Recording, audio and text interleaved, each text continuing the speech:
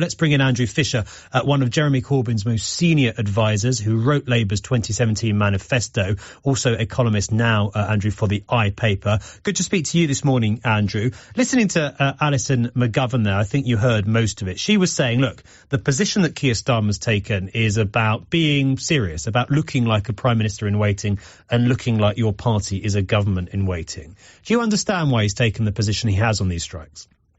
I think there's a contradiction there. Hi, Ben.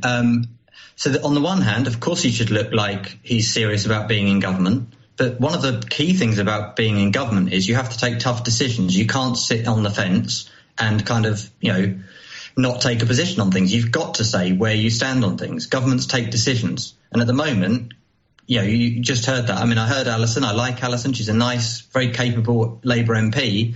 But she's having to dance on the head of a pin because Labour hasn't got a position, or at least it's not willing to articulate its position.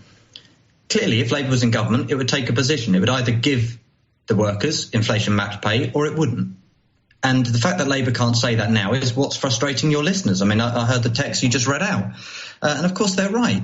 Why shouldn't Labour be able to say that? Why shouldn't it be making the argument, look, these railway companies are making massive profits at a time when they've been bailed out by the state, by us, the taxpayer. They're charging us the highest fares in Europe for rail. And don't tell us there's not the money for the workers. Of course there is. So that's where the money comes from. It's very simple. And you make that argument. I don't understand why that's difficult. And I think if you make that argument, as Mick Lynch and Eddie Dempsey and others from the RMT have been doing very articulately, then you win people over, which is exactly what the RMT has done. And I think they've shown a great deal more leadership in this dispute than, unfortunately, the Labour front bench has. Why do you think Keir Starmer has taken that position, Andrew? Do you think he's misjudged the public support for the strikes? Is that what's gone on here? Yeah, I think he's completely misjudged it. I think it's a kind of slightly outdated, all strikes are bad and people don't like the disruption. The thing is, at the moment, nobody likes the disruption. Look, RMT members lose a day's pay every day they go on strike. So they don't like it either. They'd much rather be there earning and running the rail service. But the thing is, everybody's in the same boat at the moment. Prices are going up, energy bills are going up, rents are going up, people are struggling. And when they see some workers fighting back, they think, good for them. I hope they do win, because it makes it more likely that others will win as well. And you've seen it, I think GMB and the Unite Union did a ballot at BA. Now they've settled that. I think the deal was about 13% in stages for the workers there. So that didn't actually take strike action. Suddenly, British Airways, as they're known more than BA, suddenly found they've got the extra money after all, threatened with industrial action that would have meant strikes over the summer.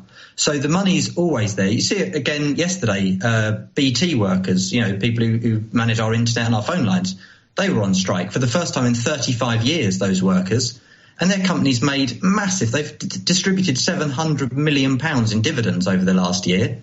That would be enough, even half of that would be enough to give each of those workers a pay rise double the rate of inflation. So again, the money's there. Labour should be making these arguments. And the fact it's sort of sitting on the fence saying, well, everyone just needs to get around the table. Well, they are. The RMT are in negotiations with the rail companies. We can criticise Grant Shapps, and, Alison was completely right to before. But, you've got to take a position if you're serious about being in government. You can't just say, well, I don't know, we'd have to wait till we got in government. Nobody's going to be convinced that you're fit for government if that's your position on everything. Even if you dispute Keir Starmer's position on the details of the dispute, do you understand why he's told his shadow ministers that they can't spend their days standing on picket lines holding placards, and why he had no choice but to sack Sam Tarry for doing exactly that? Well, I think the thing about collective responsibility is it's normally as a result of a collective decision. My understanding, this was a diktat from the leader's office, not a collective position. But I may be wrong on that, and I'm sure accounts will vary on that. But the thing is, in a sense, the biggest question isn't, I don't mind either way, really, whether Keir Starmer's actually personally on a picket line. What I want to hear him doing is setting out a position about why it shouldn't be workers who take the hit in a cost of living crisis, when there's rampant profiteering, and when there's the money there for, huge tax giveaways that Liz Truss is talking about and all of this. They're not pretending there's a shortage of money for these sort of things. Liz Truss has announced £30 billion worth of corporation tax cuts. So the money's there. Now, I don't understand why Keir Starmer can't be forcefully putting an argument on the TV in the same way that Mick Lynch is and convincing people.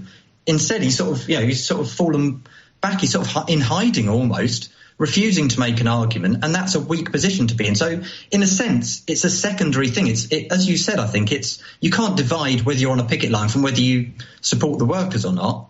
You know, if you support the workers, that's the most important thing. It's the policy question here. What would you do in government? And that's what I think is the big question, not whether Keir Starmer personally stands on the picket line or not. Just finally, Andrew, I think what Keir Starmer and his team would say, certainly what Rachel Reeves, the Shadow Chancellor, would say, is a lot of this is about making Labour once again seem economically and fiscally responsible and marking a change from the days when you were in the Leader of Opposition's office, when Jeremy Corbyn was the Leader of Opposition, and there were billions and billions and billions of pounds of spending pledges. We'll give these workers this and these workers that. They say this is about showing that Labour isn't just going to splash the cash on every request that it gets. There's something in that too, isn't there? Labour needs to be seen to be far more responsible with taxpayers' money than perhaps it was in the last two elections.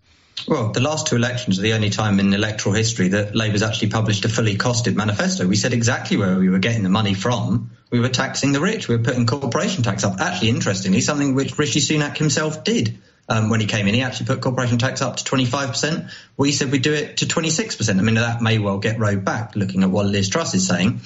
But it's not difficult, I don't think, to make that argument, to say where you're getting the money from, why you would do it. Now, at the moment, a lot of these corporations, whether that's BT, whether it's the rail companies or others, or British Airways, which I discussed before, are making lots of profit. That's where the money can come from. It's not difficult at all to make that argument. And I'm afraid Labour sitting on the sidelines isn't responsible. It just looks cowardly, I'm afraid, to a lot of people, as your callers are reflecting. Thank you. Andrew, great to speak to you this morning. Andrew Fisher there, one of Jeremy Corbyn's top advisors and author of the party's 2017 manifesto, now a columnist for the I newspaper. Good to speak to you.